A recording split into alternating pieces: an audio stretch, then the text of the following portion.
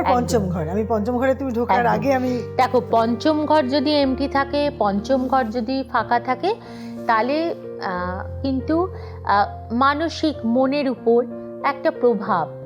অনেকে ভাবে পঞ্চম ঘর ফাঁকা তার মানে আমার মানসিক প্রভাব, আমার হায়ার স্টাডি, আমার সন্তান স্থান ডিস্টার্ব, বাধা। কিন্তু পঞ্চম ঘরের অধিপতি যদি কারোর লগ্নের অষ্টম বা দ্বাদশে থাকে, তাহলে তার মানসিকভাবে সে সবসময় কিন্তু একটা ডিস্টার্ব থাকবে।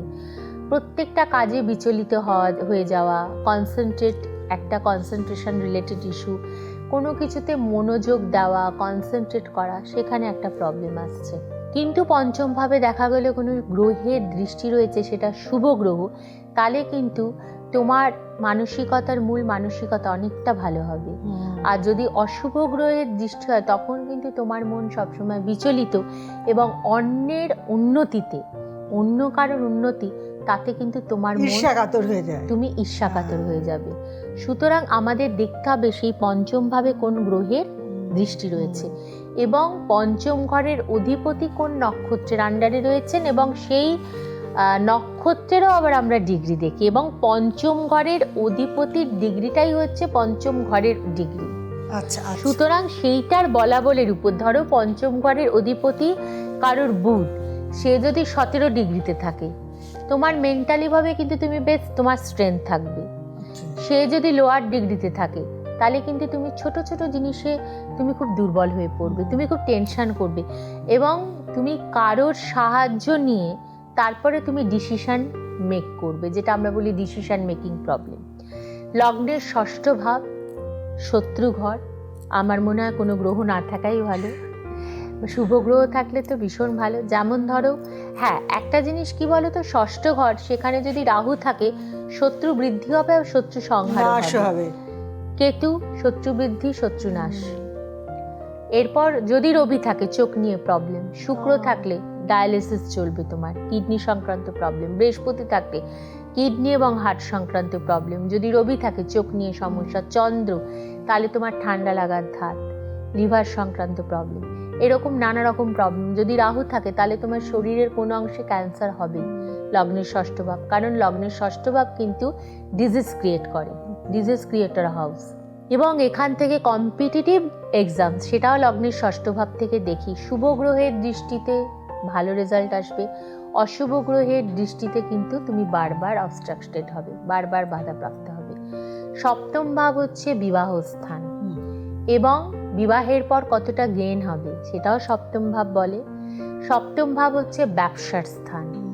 সুতরাং সপ্তম ভাবটা আমাদের জীবনের একটা বিশাল ভূমিকা পালন করছে, গুরুত্বপূর্ণ। সপ্তম ঘর যদি এমটি থাকে, আমি বলবো খারাপ না, কারণ সপ্তম ভাবে মঙ্গল, সপ্তম ভাবে শনি, সপ্তম ভাবে বক্রী বৃহস্পতি বা মার্গী বৃহস্পতি, অথবা শুক্র রাহু কনজাংশন, মঙ্গল শুক্র কনজাংশন আপনার জীবনটাকে কিন্তু অতিষ্ঠ করে তুলবে। না আপনার মেন্টাল পিস থাকবে, না আপনার ম্যারেজ হারমোনি থাকবে। সুতরাং সপ্তম ঘর এমটি, তাতে বিচলিত হওয়ার কিছু নেই। সপ্তম ঘরের অধিপতি কোন ঘরে আছে সেটা দেখতে হবে, এবং সপ্তম ভাবের উপর কি কোনো গ্রহের দৃষ্টি আছে সেটা দেখতে হবে। অশুভ গ্রহের দৃষ্টি হলে ব্যবসা, ইনকাম, বিবাহের পর উন্নতিতে ব্যাহত। আর যদি শুভ গ্রহের দৃষ্টি হয়, তাহলে বিবাহের পর আপনার প্রচুর উন্নতি আপনার জীবনের জন্য অপেক্ষা করছে। সুতরাং টেনশন করার কিছু নেই। অষ্টম ভাব এমটি, আমি বলবো খারাপ না, কারণ অষ্টম ভাবে মঙ্গল, দেখো অষ্টম ভাবটা তো অশুভ গ্রহ, যে কোনো জিনিসকে তার অশুভত্বকে কিন্তু বৃদ্ধি করে। এবং শারীরিক দিক, যেমন অষ্টম ঘরে মঙ্গল, অনেকের কিন্তু সাডেন ডেথ হয়, কম আয়ু হয়। অষ্টম ঘরে বৃহস্পতি দীর্ঘায়ু জীবন দান করে।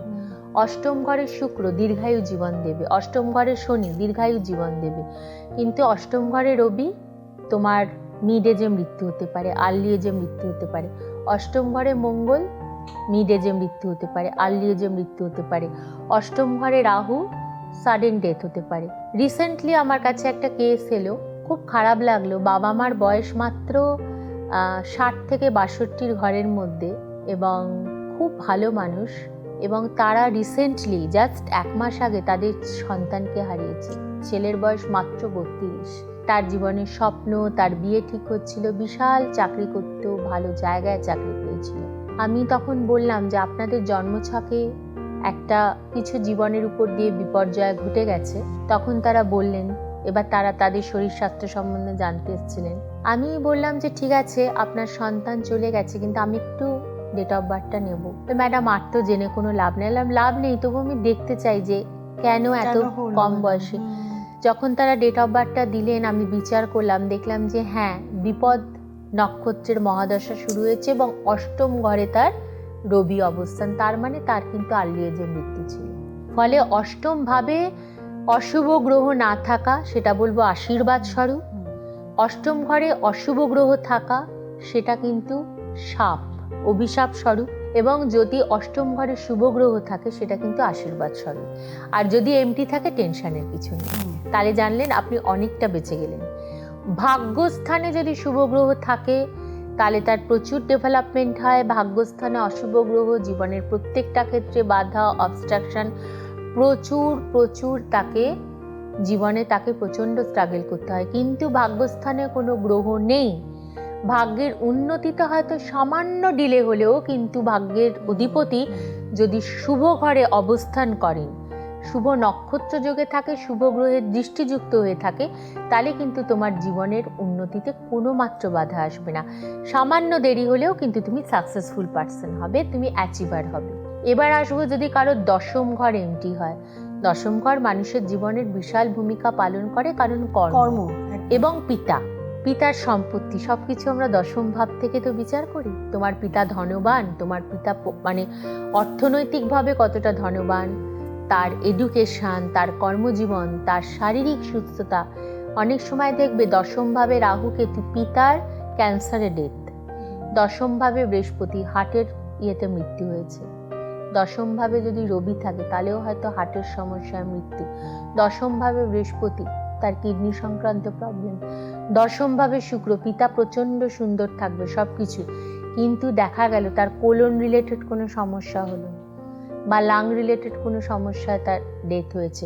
সুতরাং পিতার মৃত্যু কিভাবে হয়েছে বা কিভাবে হতে পারে, সেটাও দশম ভাব বলবে। কিন্তু দশম ভাব যদি ফাঁকা থাকে, তখন দশম ভাবের অধিপতি যে ঘরে রয়েছে, যে নক্ষত্র যোগে, যে গ্রহের সঙ্গে কনজাংশন করে, যে গ্রহের দৃষ্টিযুক্ত হয়ে, তখন তার উপর বিচার করে কিন্তু তার কর্ম নির্ণয় করতে হবে।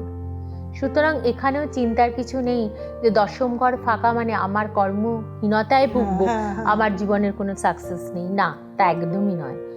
একাদশ ভাব গেনার হাউস, ডেফিনেটলি গেনার হাউসে যে গ্রহই থাকবে, আমি বলবো গেনার হাউসে যদি অশুভ গ্রহ থাকে, সেও তোমাকে কিছু দিয়ে যাবে। কিন্তু গেনার হাউস যদি ফাঁকা থাকে এবং গেনার লর্ড যে ঘরে বসে আছেন, তার সঙ্গে কানেক্টেড হয়ে তোমার জীবনের কিন্তু উন্নতি আসবে। দেখা গেলেও গেনার লর্ড তোমার তৃতীয় ভাবে বসে আছে, তার মানে তোমার ভাই বোনের দ্বারা তোমার জীবনের উন্নতি। গেনার লর্ড পঞ্চম ভাবে বসে আছে, তার মানে তোমার নিজের সচেষ্টা এবং তোমার সন্তান তোমাকে অনেকটা মেন্টাল সাপোর্ট দিচ্ছে, তার জন্য জীবনে তুমি অনেকটা দূর আসতে পারলে। তো এরকম অনেক ব্যাপার থাকে। এবার আমি আসবো লাস্ট ঘর, যেটা হচ্ছে মোক্ষপ্রাপ্ত এবং ব্যয়, সেটা হচ্ছে দ্বাদশ ঘর। দ্বাদশ ঘরে যে কোনো গ্রহই সব সময় খারাপ ফল দেয় বলবো না, কিন্তু কিছুটা হলেও আপনাকে তার নেগেটিভ ফল ভুগতেই হবে প্রত্যেকটা মানুষের। দ্বাদশ ভাবে যদি কোনো গ্রহ না থাকে, আমি বলবো সেটা আপনার জন্য আশীর্বাদ স্বরূপ। এবং দ্বাদশ পতি যে ঘরটায় যাচ্ছে, যে ঘরে অবস্থান করছেন বা যে ভাবে অবস্থান করছেন, সেটা কিছুটা হলেও তো ক্ষতি করছে, ঠিক। কারণ দ্বাদশ ভাবের অধিপতি পঞ্চম ভাব, তার মানে সন্তান রিলেটেড সমস্যা, মানসিক প্রবলেম এবং লাভ লাইফে ঝামেলা। সুতরাং দ্বাদশ ভাবের অধিপতি যে ঘরে বসে আছে, আমরা সেই ঘরটাকে বিচার করব। কিন্তু দ্বাদশ ভাবে যদি কোনো গ্রহ না থাকে, তার জন্য চিন্তা করার কিচ্ছু নেই। কারণ একটা জিনিস জানবেন যে সেটা আপনার জন্য আশীর্বাদ স্বরূপ। কিন্তু হ্যাঁ, দ্বাদশ ঘরে কেতু, দ্বাদশ ঘরে রাহু, দ্বাদশ ঘরে শনি, দ্বাদশ ঘরে বৃহস্পতি আবার আপনার মোক্ষ প্রাপ্তি যোগ দেয়, আচ্ছা, সেটাও দেয়। সুতরাং আজকের আলোচনা পর্ব ছিল রূপালী ফাঁকা। সুতরাং এটাই যে কোন কোন ঘর ফাঁকা থাকলে আশীর্বাদ স্বরূপ আর কোন কোন ঘর ফাঁকা না থাকলে আশীর্বাদ স্বরূপ না, সেই নিয়ে আমরা আলোচনা করলাম। এবং মানুষের মধ্যে যে একটা ভুল ধারণা, একটা ভ্রান্ত ধারণা ছিল, আশা করি আজকে আমরা যে আলোচনা করলাম সেটার মাধ্যমে অনেকটাই কাটাতে পারলাম। সুতরাং একটা জিনিস জানবেন যে আপনার যদি কোনো ঘর এমটি হয় সেটা নিয়ে টেনশনের কিচ্ছু না, কারণ তার অধিপতি কোনো না কোনো ঘরে অবস্থান করেছেন, কোনো না কোনো নক্ষত্রের আন্ডারে রয়েছেন, কারোর দৃষ্টিযুক্ত হয়ে রয়েছেন এবং কারোর না কারোর সঙ্গে কনজাংশন করেছেন। সেই ফলাফলটাকে আমরা যোগ করে তার রেজাল্টটা কিন্তু আপনার জীবনে অবশ্যই আসবে। এইবার এখানে একটা ইন্টারেস্টিং পার্ট হচ্ছে, তার মানে আমাদের যদি এরকমভাবে আমরা যে জন্মছক দেখি বা নবাংশ চক্র দেখা হয়, তাতে যদি দেখা হয় যে আমাদের ঘর কোনো ফাঁকা আছে, সেটা নিয়ে আমাদের মন খারাপ করার কারণ নেই। কিন্তু সেই ঘরের এফেক্টে আমরা ভালো পাবো না মিশ্র ফল পাবো না খারাপ হয়ে যেতে পারে, সেটার জন্য তো বাকি বিচারটা করতে হবে। সেই বিচার করার ক্ষমতা তো আমাদের নেই। সেই বিচার কিন্তু করতে পারবেন কোন ঘরের দৃষ্টিযুক্ত হয়ে আছে, কোন ঘরে অবস্থান করেছে, কোন ঘরের অধিপতি কোথায় রয়েছে।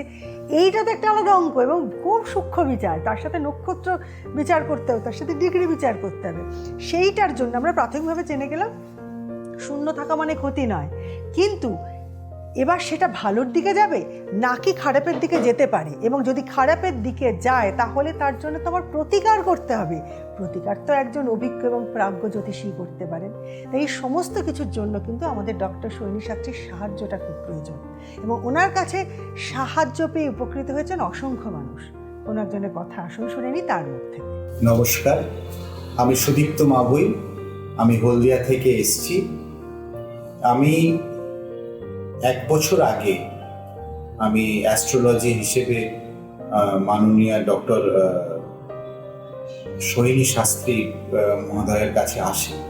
আমার স্ত্রী এবং আমার 10 বছরের কন্যাকে নিয়ে আসি। আমাদের খুবই সমস্যা বলতে জীবন জীবিকার মাধ্যমে যে সমস্যাগুলো সেটা ম্যাডামের কাছে তুলে ধরি, এবং আমার কন্যা সন্তানের পড়াশোনা নিয়ে তার ভবিষ্যৎ নিয়েও আমরা ম্যাডামের কাছে ব্যাপারটা উত্থাপন করি। ম্যাডাম আমাদের 1 বছর আগে রেমেডি দেন এবং আমরা সেটা ধারণ করি। তা আমাদের 1 বছর সম্পূর্ণ হয়েছে এবং আমরা অভিভূত।